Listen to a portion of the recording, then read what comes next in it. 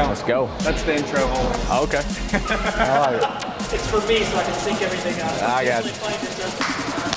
Let's get it. Ready? Yep. All right, bro.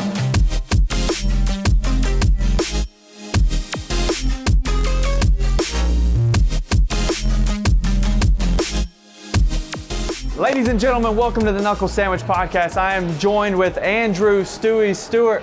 My man, how's it going? You just got done training? Just got done sparring. Yep. Y'all going good. Sweaty, crop topped, and everything. Yep. Crop top. That's my new style. There you go. Approved by Dustin Ortiz. There you go. He hates it. If I would say if you get his approval, then you know you're doing something right. Yeah. Apparently. I'm gonna try to get him to walk out in a crop top.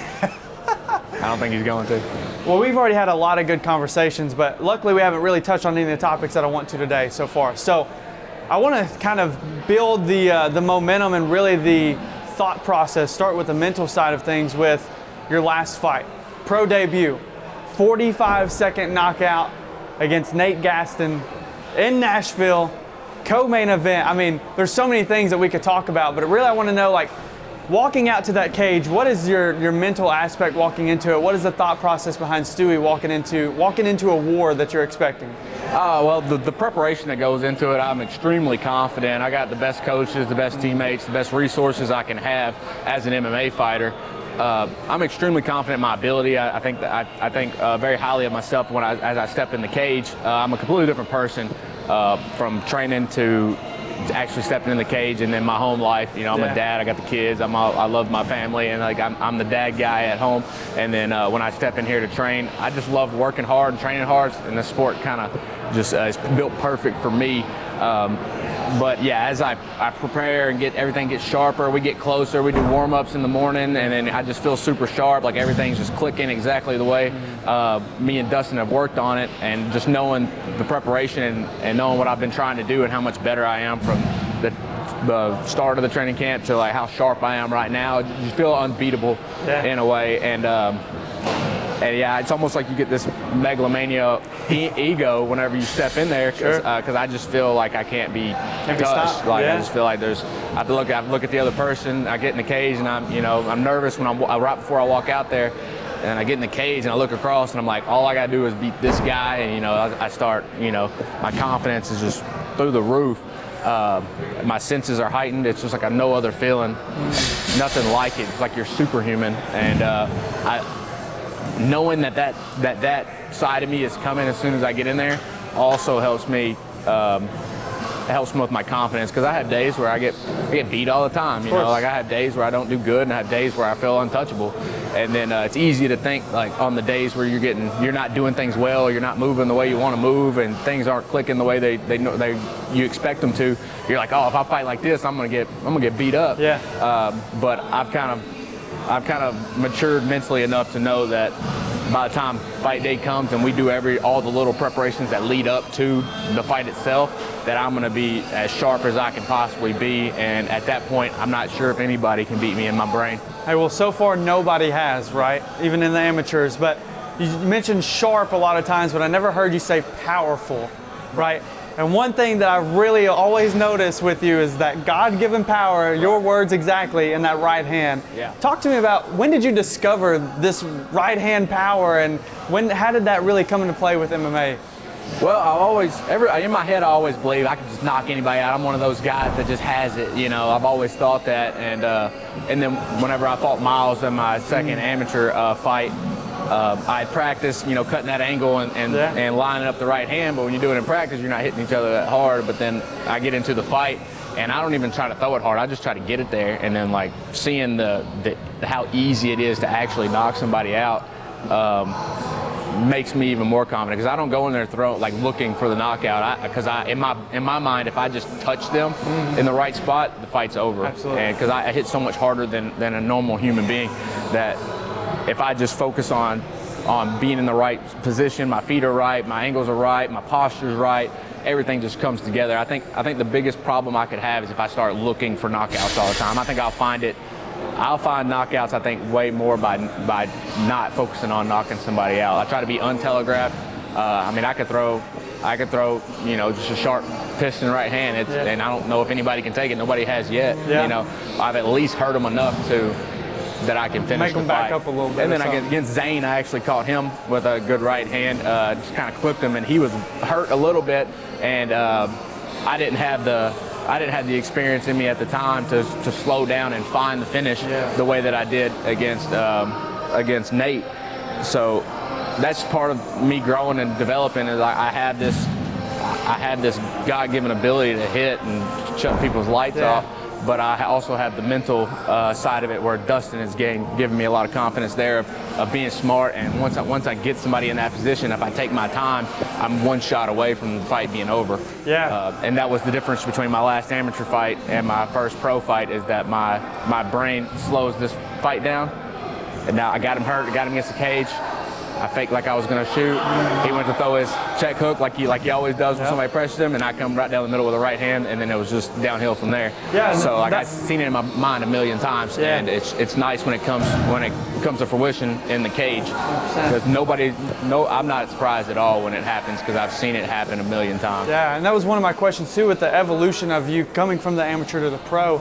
It looked like you were a lot more technical, but slowed things down. You controlled the pace a lot more. Is that something that you really practiced going into being a pro, or is it just kind of something that just clicked for you? I think being a pro, the 5-minute rounds is better for my style. I like to take my time, find my openings. I feel like in the amateur fights, I did 5 3-minute rounds, and I got a takedown, and then by the time I feel like I got to a position where I was getting ready to do anything, we got a minute left, and at that point you're like, I'll just bag the round, because I just body head and get through the round.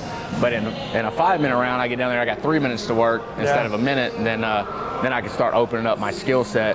And the same thing with the striking. I don't have to rush. I don't have to rush to find an opening. I can take my time, break them down, and find my openings. To me, it seemed like we were in there for a long time. Like I feel like I got all the reads I needed to commit to what I was going for, and it all came together. But then you watch it back, and it's 45 seconds, and that was it. 42. I think they officially changed it to 42. Yeah. And stuff like that. I feel like I could do that all day. I feel like it's perfect for me. I got a really good mind for setting things up, so I feel like I got more time to work, and it's going to benefit me a lot more than the 3-minute rounds. Yeah. One thing that we talked about in your post-fight interview from your last fight, one of the lines that you used, I'm taking your quotes exactly, if all it takes is discipline, I can do it. I can do anything. Yeah. You're a very disciplined person. Talk to me a little bit about what it takes to be disciplined. You said earlier to me off camera, you drive an hour and 10 minutes to the gym every single day. Like, what is it like to have that kind of discipline, and how does that transpire over to your fight game or the fights in general or anything like that? Yeah, I think that's probably my biggest advantage. My whole life I've been a hard worker and very disciplined person. I take a lot of pride in my discipline and doing things because they need to be done. I feel like that's my duty as a man, as a husband, as a fighter, as a dad, that's how I want to carry myself. That's how I was raised to carry myself, and how I prepare for everything. And I feel like the confidence that I've gained through being a disciplined person, and the advances I've made in my life outside of just fighting has translated really well over. I know that if I'm taking an inch every single day and I'm just getting a little bit better every single day, then you see the difference between me 3 months in between fights. Exactly. I mean, I don't know if there's a more improved fighter between fights than me anywhere. Yeah. I completely different athlete going from one fight to another, and I'm going to continue to get better. And for that, we got to really give props to the training camp as well here in Nashville, right? You have some great coaches, Dustin Ortiz, Iron Mike, Matrix with the jiu-jitsu. Talk to me a little bit about those guys and how they have played a role in your career so far. Yeah, Dustin Ortiz deserves all the credit in the world for my success. I mean, he coaches me hard. He's got a really good mind for the game. I feel like he's a better. I mean, he has a win over Pantoja. Exactly. And I think I can make an argument that he's a better coach than he was a fighter. Yeah. So I mean, he's been a blessing to me since he's taken over. I've made huge strides in between fights, and he likes people that work hard. That's why we get along. Like we show up, we put the work in. And he's my type of guy. He's a grinder just like me. And then you got Mike and BT. I mean, phenomenal coaches. Yeah. Mike works with a lot of our intro people. He comes in and helps me. Like if I don't have training partners, Mike's in his 40s. He comes in and works with me, and we're, you know, I appreciate him more than he knows. And then BT's, I mean, he's one of the best jiu-jitsu athletes in the world. Yeah. And then we also have Ronnie Lawrence that comes in and helps us here and there too. So we have all the resources in the world. And shout out to Taylor and Ben, the owners of the gym, for bringing that talent in. We have world-class resources, and I know that, and that makes it easier to show up and do what I'm supposed to do every day, because I know that if I show up and do my part and do everything I'm supposed to do, that I have the ingredients to be extremely successful. Yeah, let's talk about success, especially the future, right? And our last time that we talked, you said you're eyeing March. Yep.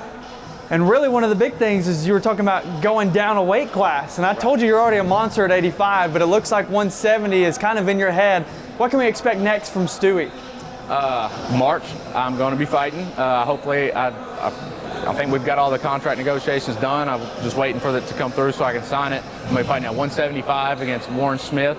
Okay. So it'll be a 10-pound drop for me, lower than I've been. But yeah, I've been eyeballing 170 for a while, so I think this is a perfect transition. So I can drop below 85, see how my body feels without having to go all the way to 70. So that'd be nice. But I think I'll be at my best as a welterweight. Based on like my body composition and my style. I think that this is going to be a big jump for me. It's going to be a big milestone in my career. So hopefully everything goes well. Like I said, if all it takes is being disciplined and diet in, and that's no problem. Yeah. That's no problem. I like to always end the segments with a couple rapid fire questions. Off the top of the dome, you just say whatever you got. I'm ready. This is what I like too, because everybody just smiles immediately because they get nervous a little bit. Let's go. All right, so we're gonna start off. What is your biggest hype song getting ready for a fight? God's Gonna Cut You Down. Johnny Cash. Cut you down. Ooh, all right. What is your favorite striking technique? I feel like I can guess this one. Overhand right. There you go, I knew it. Who is your current best MMA fighter? Current?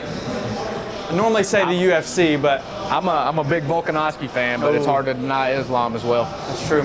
If you had a Mount Rushmore all time, right, 4 people, who's in your Mount Rushmore all-time best MMA fighters? George St. Pierre, John Jones, Anderson Silva,